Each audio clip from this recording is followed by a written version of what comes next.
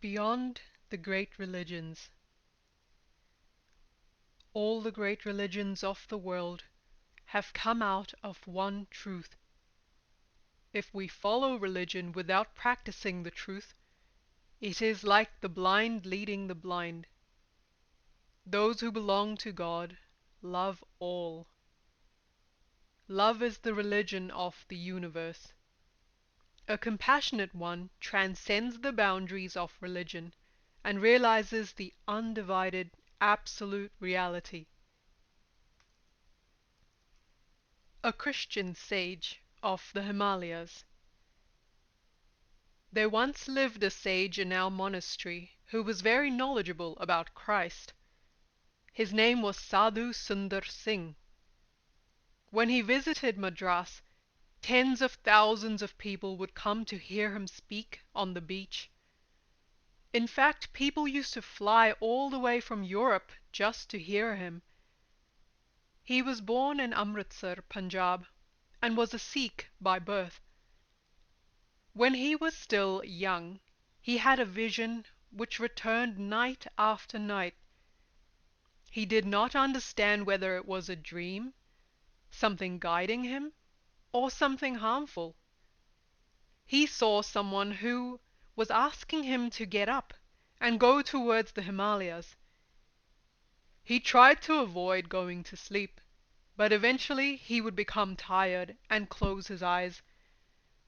Then he would see the vision and would hear a voice saying, "Are you prepared to listen to me? I am your savior. There is no other way for you." He did not know who it was that was coming to him, so he asked some people for advice. One person said it was Christ, another said it was Krishna, and a third said it was Buddha. But when he saw a picture of Christ, he said, "Here is the Master who appears to me in my dream and awakens me." Again and again Christ would appear in his dreams and say, "My son, why are you delaying?" Finally one day he left his home without informing anyone and went to the Himalayas, where he remained for a long time. He lived in our cave monastery several years. He was the person who introduced the Christian Bible to me.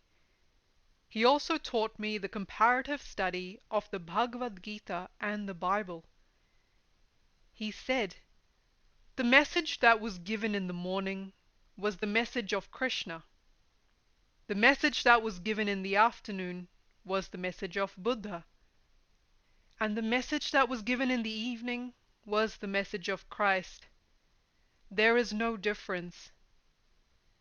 Christ, the compassionate, Buddha, the enlightened, and Krishna, the perfect, gave their messages according to their times and the need of the masses who were prepared to follow them. These great ones were representatives of one absolute reality, who assumes various forms and descends to guide humanity whenever he is needed. The sages have a tradition of reverence for all the great religions of the world. Sadhu Sundar Singh was a very loving, kind, and highly evolved soul. I used to revere him and call him one of my teachers. Once he gave a beautiful comparison of Buddhism and Christianity. He said, "Christianity is a child of Judaism, exactly like Buddhism is a child of Hinduism. These two great religions of the world varied, evolved, and assumed innumerable forms throughout the many centuries of their gradual growth. There are a few important characteristics which are commonly seen in these two great and noble religions. They are both rejected in the sense of the flesh which springs from the lower levels of human hearts and minds. Both these religions believe that this sense is the root of all evil. The doctrine of sin and selfishness leads one toward pessimism. They place a positive emphasis upon suffering and compassion for the whole of humanity. Both these religions fundamentally embrace the ideal of love to the extreme of accepting death in the service of others, and loving others as themselves. They both consider selfless love essential in man, and seek to cultivate it in their followers. The love of Buddhism has a wider extension than that of Christianity. Christianity limits this interest to humanity, while Buddhism extends its tenderness to every form of sentient animal life. Christianity analyzes life with the help of theology, and stops at the barrier of faith, while Buddhism rationalizes life and stops at nirvana. Buddhist asceticism teaches peace, and Christian asceticism teaches joy. But the understanding of both religions comes to the point of peace and joy, which the world can neither give nor take away.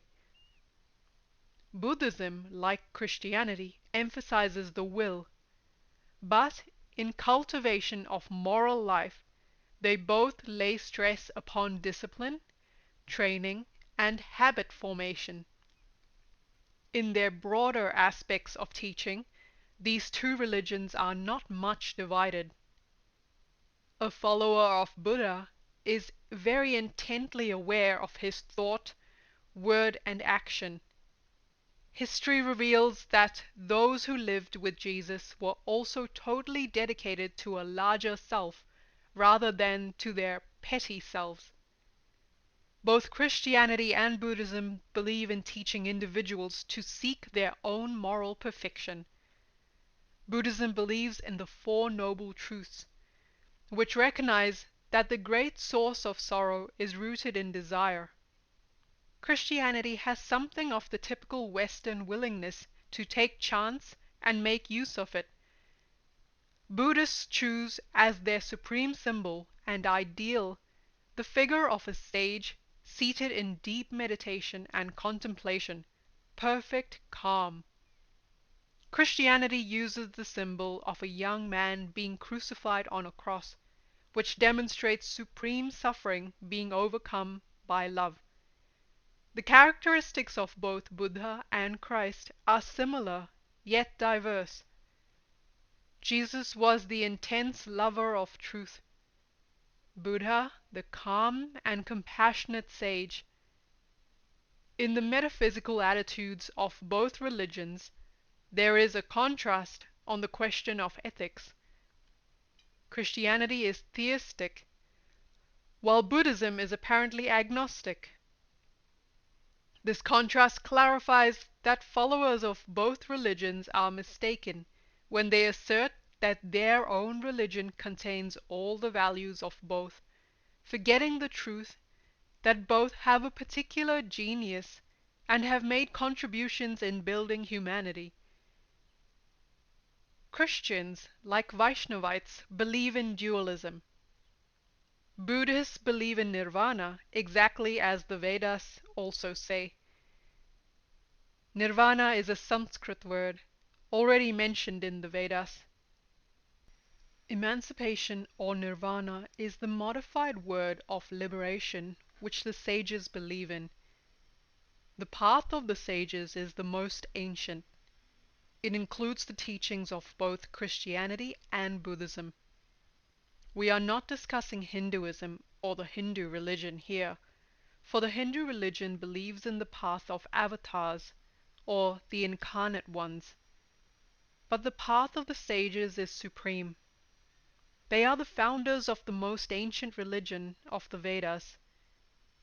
Is there any religion in the world which the Vedas do not contain in their moral ethics, philosophy, and man's relationship with the universe? The Vedas, which are the most ancient records in the library of man today, encompass all the principles of Buddhism and Christianity. The latter part of the Vedas are called the Upanishads. These Upanishads truly deliver the message of the sages and have various interpretations. These teachings are timeless, universal, and meant for all. No one particular person founded the Vedas. Many sages in their highest state of contemplation and meditation realized these profound truths. From this source of knowledge there arose 7 different fountains, which gradually grew and became streams. These streams of eternal knowledge are universal. The custodians of the knowledge of the Vedas were the Aryans. But the question is, who follows the Vedas? In the Vedas, numerous paths have been explained. Those who are not able to follow the path of renunciation should try to understand that it is karma that binds the doer, and that there is no way to escape from the law of karma. Karma has twin laws of cause and effect. They are inseparable. Without profound devotion and love, karma cannot become a means for liberation. Karma becomes bondage for human beings by creating obstacles in the path of self-realization. The philosophy of reincarnation is inseparable from the philosophy of karma. They are one and the same. The path of the sages is a meditative and contemplative path. It is ascetic, and yet fulfills the need of man in the world. It provides practical lessons for leading a spiritual life, and firmly maintains the conviction that by doing one's own duty skillfully and selflessly, one can realize the ultimate reality here and now. As Christianity talks about the kingdom of God within, and Buddhism speaks of nirvana, the path of the sages refers to the state of self-realization. In the path of the sages, one realizes the absolute, undivided reality through knowledge of the self alone. Unlike Christianity and Buddhism, the path of the sages does not have any particular symbol as an ideal of worship. From mere self to the real self, and then to the self of all, is the path of the sages, which includes all and excludes none. Sadhu Sundar Singh's powerful speech had a profound effect on the hearts of others. He used to walk in Christ consciousness all the time. One day I asked him, "Have you seen God?" He said, "You insult me by asking this. I see God all the time. Do you think I have seen God only once, twice, or thrice? No, I am with my Lord all the time. When I cannot be with him, then he is with me." I said, "Kindly explain." He explained it beautifully. He said, "As long as you remain conscious, be with God consciously by remembering him. When your conscious mind starts fading as you fall asleep, surrender yourself. The last thought before you go to bed should be, 'O Lord, be with me. I am thine, and thou art mine.' The whole night the Lord will remain with you. You can always remain together." One day this great sage vanished in the high Himalayas. Nobody knew where he went. I tried many times to trace him, but always failed. He helped me realize that it is possible to live in God consciousness constantly. There still exist such unknown sages. Blessed are those who live in Christ consciousness all the time. My meeting with a Jesuit Sadhu. When I was Shankaracharya, I happened to meet a Jesuit Sadhu. That is, a Sadhu is he who is in service of the Lord. Sometimes sadhus and swamis wear white robes or gunny sacks, but the saffron garb is given to them when they are initiated in the path of renunciation. This saffron garb stands for the color of fire. Only one who has burned all worldly desires into the fire of knowledge is permitted to wear it. Some of the advanced monks ignore wearing such garb and do not observe these formalities. They wear white gowns, wrap blankets around themselves, or use gunny sacks. For them, the use of a particular garb is immaterial. There are 10 orders of swamis and several of sadhus. Out of the 10 orders of swamis, 4 of them are exclusively for Brahmins, because the Brahmins practice and learn spiritual books from their early childhood. The environment in which they are brought up is spiritual. They study the scriptures of wisdom and thus can impart the knowledge properly. But the other 6 orders are given to other classes. This Jesuit Sadhu was wearing saffron garb and a cross around his neck. This made me curious. He was only the 3rd Christian Sadhu that I had ever met, and we started discussing the practical aspect of Christianity. This Jesuit was an educated monk who knew Sanskrit, English, and most of the South Indian languages. He lived exactly like the Hindu swamis live. There seems to be a difference in Indian and Western Christianity. Indian Christians practice meditation and give philosophical expositions of the Bible exactly as swamis explain the Upanishads and their various commentaries. He said that Christianity could be revived by teaching it practically. In the West, practicality in Christianity is not understood. He firmly believed that Christ had lived in the Himalayas, although it did not matter to me whether he had lived there or not. This Jesuit Swami was a very humble man and talked to me about walking with Christ. I asked him, "How can you walk with someone who lived 2,000 years ago?" He laughed and said, "What ignorance! Christ is in a state of perfection, a state of oneness, and a state of truth. Truth is everlasting reality and is not subject to death. I live with Christ consciousness. Follow his footprints." I said, "What are those footprints?" And again he laughed and said, "Anywhere I go, toward any direction I move, I find him guiding me. They are everywhere, but you will have to see with the eye of faith. Do you have that?" I admired his love for Christ consciousness and bade goodbye to him. Jesus in the Himalayas.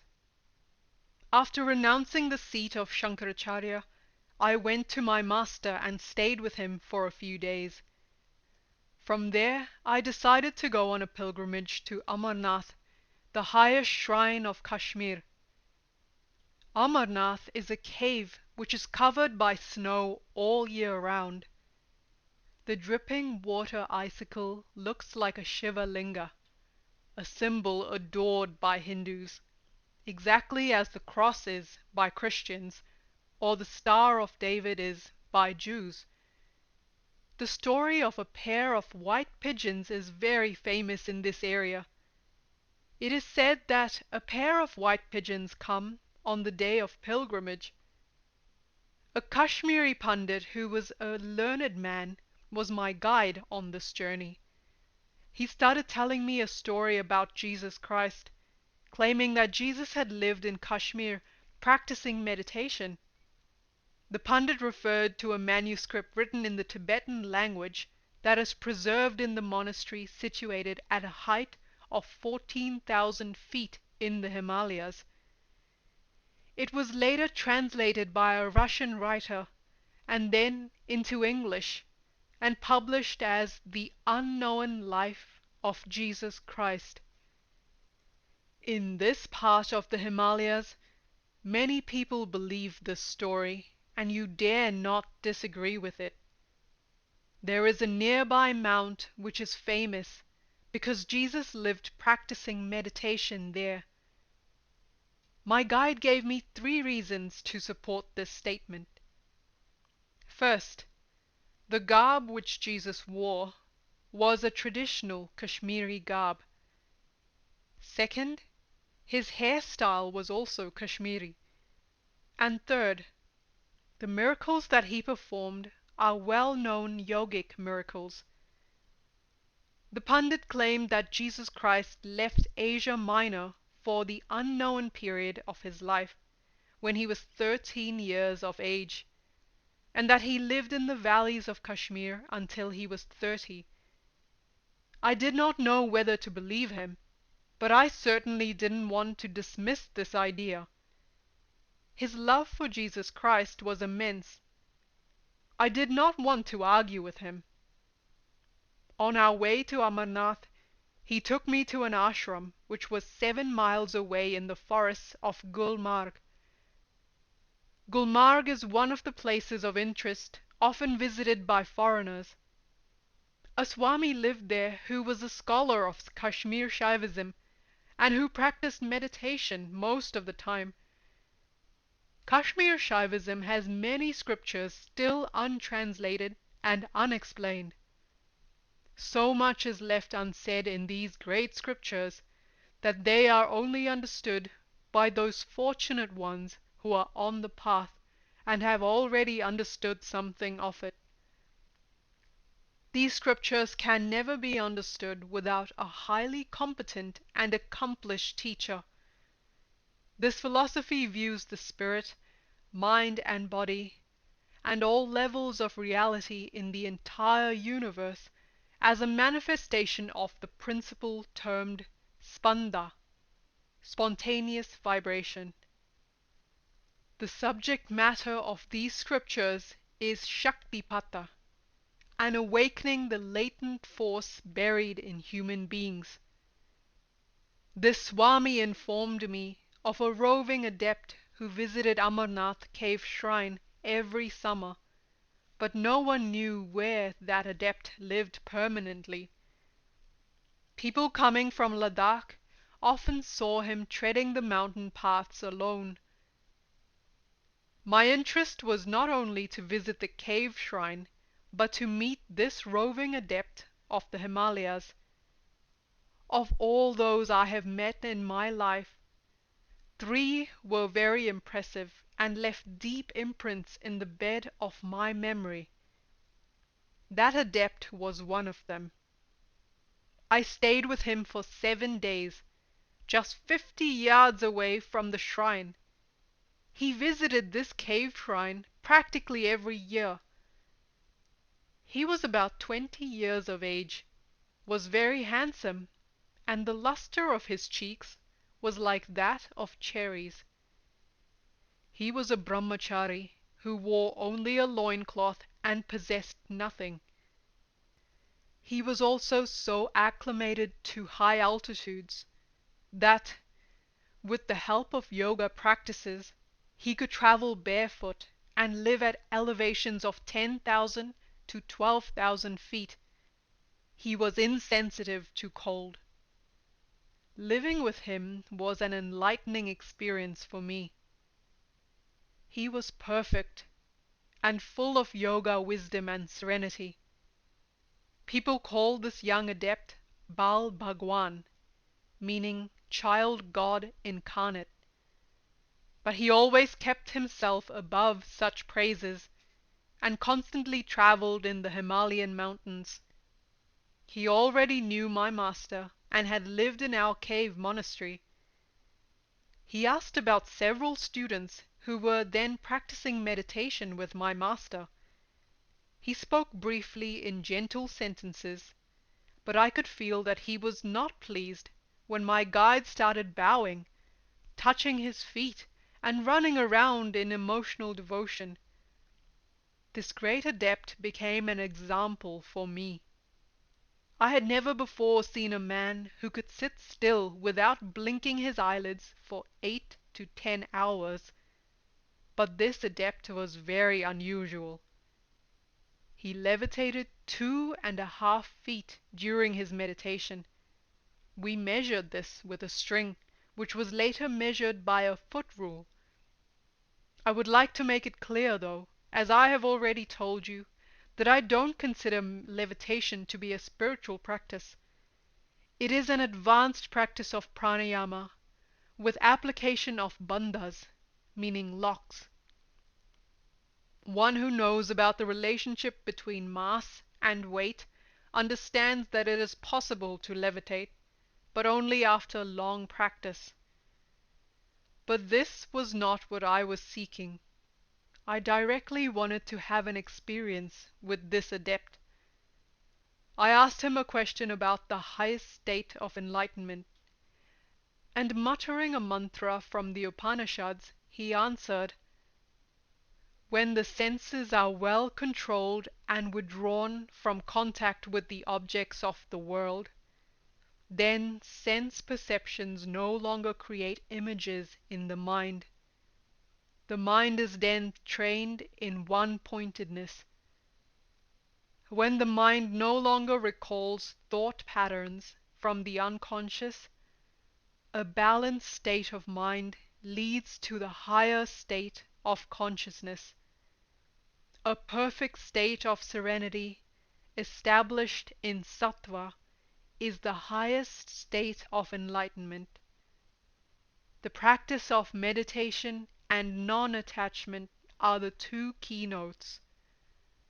A very firm conviction is essential for establishing a definite philosophy of life. Intellect intervenes, and blind emotion misguides. Though both are great powers, they should be known first, analyzed, and then directed toward the source of intuition. Intuition is the only source of true knowledge. All this, whatever you see in the world, is unreal because of its constantly changing nature. Reality is hidden beneath all these changes. He instructed me to march fearlessly on the path that I was treading. After 7 days of satsanga, the guide and I left this great sage. I returned to Srinagar and then went to my abode in the Himalayas to enjoy the autumn. A Vision of Christ. In 1947, after the declaration of independence in India, while on my way back from Tibet, I stayed a few days in Sikkim, visiting a few prominent Buddhist yogis. Then I went to Shillong in Assam. It is one of the strongholds of Christianity in India. There I met a Gadwali Sadhu, a well-known Christian mystic. This lovable old man was far beyond the influence of the material world. He taught me the Sermon on the Mount and the Book of Revelation, comparing them to a yoga system of Patanjali. He spoke many languages and took me to the Naga and Gairo hills, where both Protestant and Catholic tribes lived in forest dwellings. This sadhu served as a harmonizing link between the two groups, and always taught practical Christianity rather than theorizing and delivering sermons. He would say, "I love Christianity, but not churchianity." I'm sure this offended at least some followers of the churches. He believed that the kingdom of God is within every human being, and that Jesus, after being anointed, became Christ. He held that Christ is universal consciousness, and that no one can reach the ultimate reality without reaching Christ consciousness. This is rarely understood by Christians in general, although the mystics of Christianity understood it well. This sadhu removed many of my doubts regarding Christian theology. I had long before developed a love for Christ and his teachings, but I had never understood the dogma that through Christ alone can one achieve salvation. My problem was resolved when it was explained in terms of the Father and the Son, and the perfection that can be attained by all human beings. 2 days after meeting this great Christian sadhu, I again had some problems with the authorities. There were several political parties spreading propaganda in preparation for municipal elections in the city. My opinion was sought, and I told questioners that they should not vote for the ruling party if they thought it was dishonest. I was a stranger in the city, and the police arrested me. They charged me with not being a supporter of the new Indian government, though, as a matter of fact, I had no political motivations whatsoever. At that time, democracy in India was still very new, and the people and authorities still had much to learn about what living in and administering a democracy really means. Once again I wondered, after I have spent so much of my time trying to avoid hurting anyone, why do I have to suffer in this way? I prayed to the Lord for help. That night when I was asleep, I had a clear vision of Jesus Christ. He grasped my hand comfortingly and blessed me, saying, "Do not worry, nothing bad will happen to you." The next day the case went to court, and I was brought before a Christian judge. Because of my short beard, wooden sandals, long staff, and garb, people often thought I was Christian. The judge looked at me and asked, "Are you Christian?" I replied, "No, not by birth." Of course I loved and respected Christianity, as I did the other great and profound religions. He asked, "Why were you arrested?" I replied, "I expressed my opinion. People asked me who they should vote for, and I advised, 'Who you vote for depends on you.' The police had fabricated a case against me, and when the judge learned the facts, he agreed that I had been arrested unjustly. He acquitted me. I stayed in Shillong for 4 months, studying with that Christian mystic. I had never met another sadhu who could so clearly compare the philosophy of the Gita and the teachings of the Bible, with the end result of a much clearer understanding of both. He regularly meditated and was calm, serene, and fearless. After studying with him, I spent much time contemplating the Sermon on the Mount and the Book of Revelation, which for a long time remained my favorite scriptures. I have a firm conviction that the Bible contains much wisdom, though sometimes preachers who would interpret it cloud and confuse it. This sage told me, after having made a comparative study of all the great religions of the world, I found out that the fundamental truths of all great religions are one and the same. If this is true, then why all the hatred, jealousy, and dogma?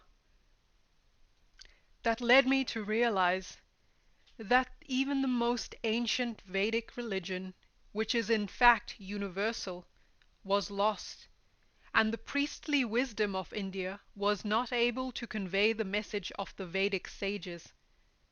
Yet these priests call themselves the knowers of the Vedas. Shankara, in his commentary on the Bhagavad Gita, clearly explains that the Gita is a modified version of the Vedas, and that Lord Krishna is the only narrator.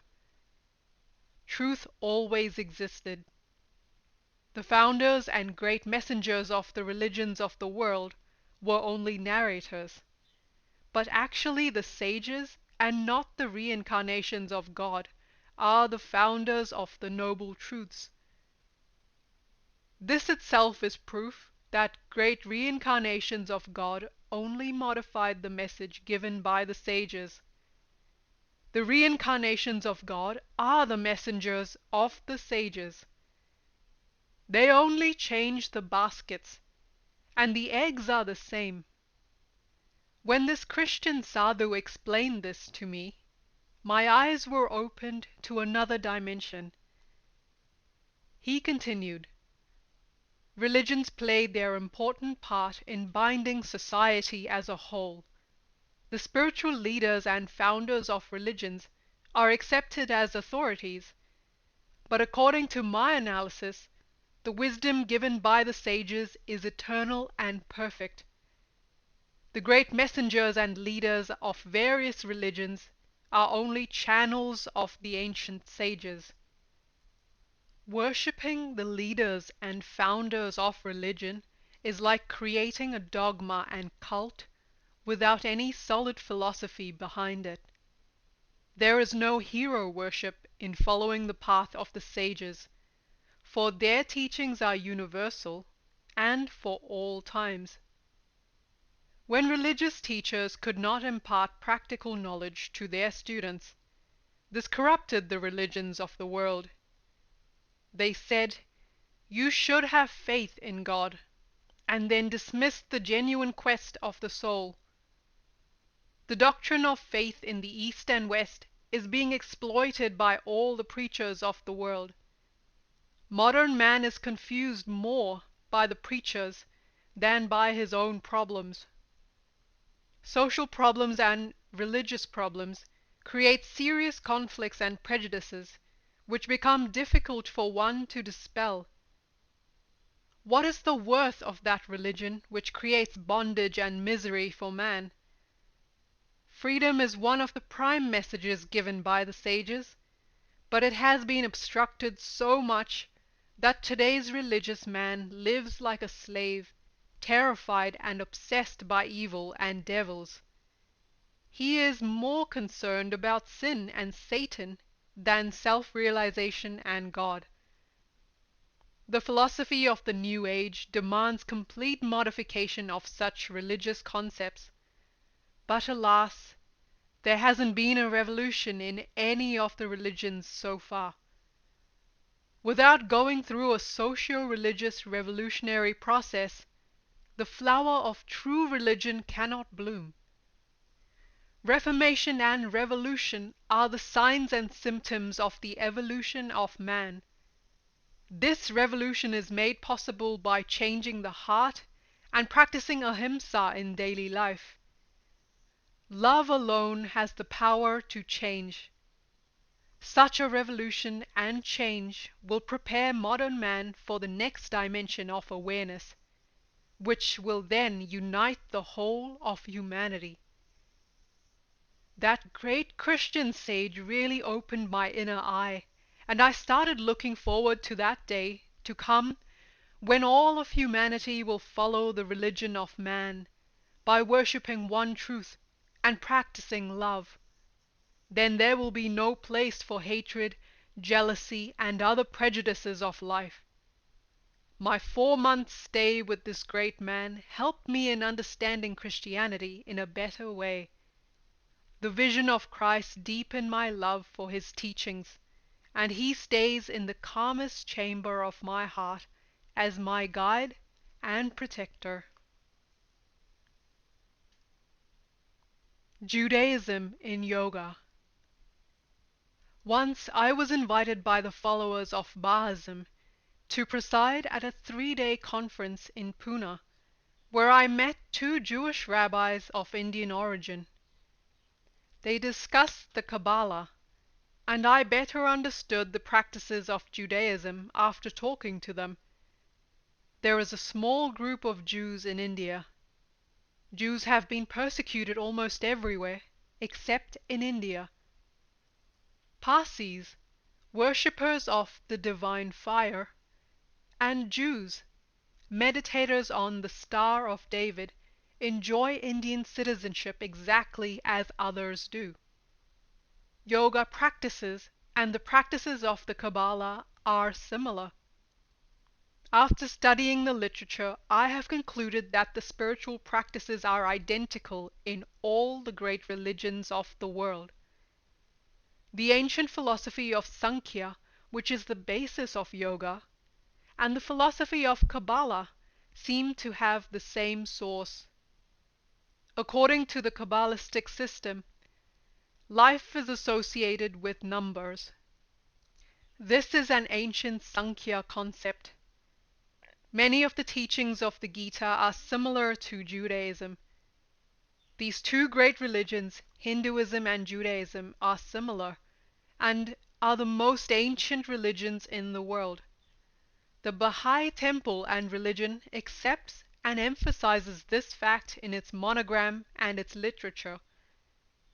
The concept of Sri Yantra, a highly and scientifically evolved ancient yoga process for enlightenment, centers on the Star of David, also known as the Anahata Chakra in yoga literature, and as the Sacred Heart in Christian practices. Sri Yantra was probably known to the ancients of the Temple of Solomon. According to the spiritual literature of the ancients, it is a very sacred yoga process. It helps one to establish his relationship with other beings, the universe, and its creator. I believe that yoga is a complete science of life, which is equally applicable and helpful for men, women, and children. Religions are social sciences which help to maintain culture and tradition and support the lawful structure of human society. Yoga is a universal science for self-improvement and enlightenment. All the methods of self-growth which are found in any religion are already in yoga literature. During this conference, I found out that it is necessary for the religious and spiritual leaders of various groups from different parts of the world to meet, discuss, and share their philosophies and ideas. I am very firm in my opinion that all great religions are one and the same, though their ways seem to be different. Diverse are the ways of enlightenment, but the goal is one and the same. If the spiritual leaders meet, discuss, and understand other paths, they can help their communities and thus lead them to communicate with different groups and religions of the world. Anyone who says that his religion is the only true religion is ignorant and misguides the followers of that religion. Prejudice is like a poison that kills human growth. Love is inclusive and is the foundation of all great religions. I belong to none but God. I once went to see a sage who was living by a river. At the time, I had the foolish notion that genuine sages are found only in the Himalayas. I thought, it cannot be possible for a genuine sage to live on the banks of this small river situated so close to a city. But I wanted to directly experience his way of living. When I was still 4 miles from him, he sent food to me. But I was not impressed with this. I thought, this is nothing. If someone is coming to see me, I also may sense that he is on the way and prepare food for him. This is not true wisdom. When I met him, he said, "You are late. I am casting off my body tomorrow morning." I asked, "Why do you not wait for another 12 hours and teach me something?" He said, "No, I have no time." He had many followers of different faiths. Hindus knew him as a Swami, Muslims considered him a follower of Islam, and Christians believed he was a Christian. The Christians intended, after his death, to take him to their cemetery. The Muslims were adamant they planned to take him to their graveyard, and the Hindus thought of burying him and building a memorial. The next day he left his body. A doctor came and declared him dead. For the next several hours there was great confusion. The people of all religions and their leaders started fighting for his body. The prestige of each group was at stake. The district magistrate came to me and said, "You were staying with him. Perhaps you know what he really was. You can help me in resolving this dispute." I replied, "I don't know anything about him." Then I thought, what type of sage is he? He died and created a problem for me and others and did not teach me anything. I said in my mind, if he was a great sage, he should not have created such a confusion. This was the 4th hour after his death, but suddenly he got up and said, "Look, I have decided not to die because you are fighting." The magistrate and all the people looked at him with awe. The sage said, "Get out of my sight, you Hindus, you Christians and Muslims. You are all foolish people.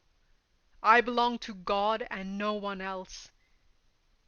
Then he looked at me and said, "My son, don't worry. Now I will stay with you and teach you for 3 days, and on the 4th day I will cast off my body quietly." I lived with him for 3 days. My stay with him was very enlightening. It was one of the best times of my life. He taught me many things. Many times each day he repeated the same phrase, "Be that which you really are. Don't pretend to be what you are not." He repeated this again and again. After 3 days he said, "I want to get into the waters." Then he walked into the river and disappeared. When people came to look for him, I told them that he had gone to the river and never came out. They searched for his body and made all possible efforts to recover it, but it was never found. The great sages do not identify themselves with any particular religion or creed. They are above all such distinctions. They belong to the whole of humanity.